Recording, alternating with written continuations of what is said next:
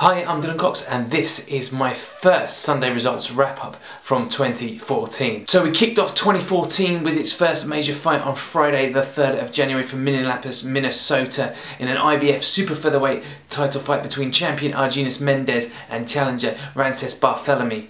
Barthelemy started the fight very strong, the Cuban, but now based in Miami, looked very good. He was throwing more punches, looked a bit more accurate, taller than Mendes, who was taking his time and kind of wanted Barthelemy to come towards him a bit, but he was dropped in the second round by Barthelemy and then ultimately he was knocked out. But those shots seemed to come clearly after the bell. The replay on ESPN clearly showed that the bell had rung twice, albeit very slowly between the two rings, maybe a bit confusing there, not sure about that though, and two shots then landed from Barthelemy and knocked out his opponent, the champion Mendes. Barthelemy wins the IBF title, but there is going to be controversy surrounding this result. The referee really should have noticed that the bell had gone and could have jumped, and he seemed quite far away from the action at the time. Iron Mike Tyson, who was the promoter of this show, was not happy at all. He'll be making his relevant complaints, I'm sure, to both the IBF and the local boxing commission there in Minnesota. But it was a bit of a black eye there. The fight seemed to be warming up a little bit, but Mendes, really, I don't think he should be fighting down at super featherweight. His former trainer, Lee Beard, the guy who used to be an assistant trainer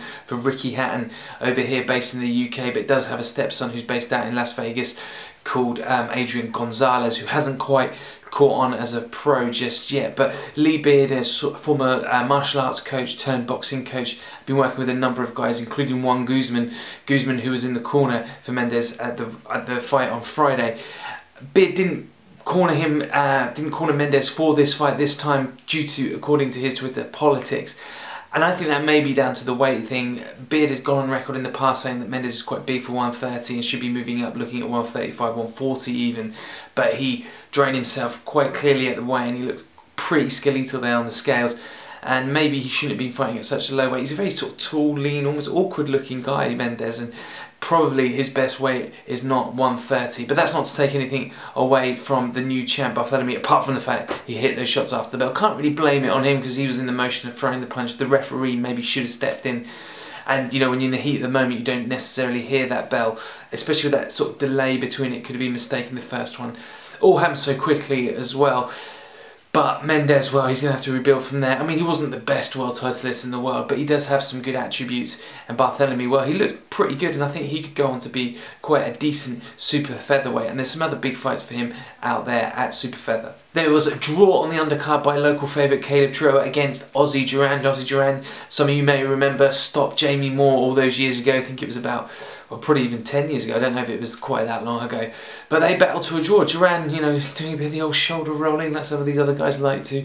Still showing he's got a bit to offer there against, you know, a decent level operator. WBO lightweight champion Ricky Burns has been confirmed that he'll be fighting Terence Crawford on the 1st of March from the SEC in Glasgow. Burns coming off quite a disappointing 2013. We'll see how he gets on against Crawford.